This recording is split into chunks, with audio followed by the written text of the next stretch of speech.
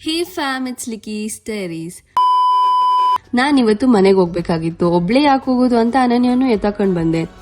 ಇವಳಿಗೆ ನಾಯಿಗಳಂದ್ರೆ ಸ್ವಲ್ಪ ಅಲರ್ಜಿ, ನನ್ಗೆ ಎನರ್ಜಿ. ಸಿಂಧುನ್ ಹೇಗ್ ಮರೆಯಕ್ಕಾಗತ್ತೆ, ಅವಳನ್ನು ಎತ್ತಾಕೊಂಡ್ ಬಂದ್ವಿ. ಎಲ್ಲೋದ್ರು ನಮ್ ಟ್ರಿಯೋಸ್ ಯುನೈಟೆಡ್. ಏನಂತೀರಾ?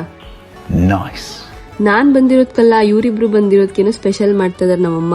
ಅದೇನೋ ಗೊತ್ತಿಲ್ಲ ಫ್ಯಾಮ್, ಅನನ್ಯ ಮುಖ ನೋಡಿದ್ರೆ ಎಲ್ರು ಅವಳನ್ನ ಇನ್ನೋಸೆಂಟ್ ಅಂತ ಡಿಸೈಡ್ ಮಾಡ್ಬಿಡ್ತಾರೆ.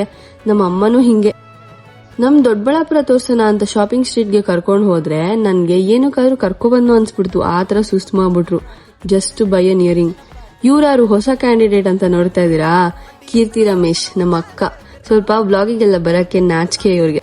ಅವ್ರ ಮನೇಲಿ ಸ್ವಲ್ಪ ಟೈಮ್ ಸ್ಪೆಂಡ್ ಮಾಡಿ ನಮ್ ಮನೆಗ್ ಬಂದ್ವಿ. ಬ್ರೂನೋಗೆ ಅನನ್ಯ ಅಂದ್ರೆ ಸ್ವಲ್ಪ ಎಕ್ಸ್ಟ್ರಾ ಲವ್. ನೋಡಿ, ನಂಗಿದ್ರಲ್ಲಿ ಏನೋ ಒಂಥರ ಮಜಾ.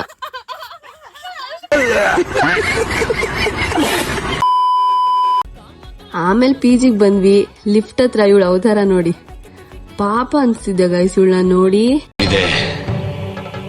ಇಲ್ಲೊಂದು ಸಮಸ್ಯೆ ಖಂಡಿತ ಇದೆ. ಇವತ್ತಿನ ಬ್ಲಾಗ್ ಇಷ್ಟೇ. Hope you enjoyed. See you in the next blog.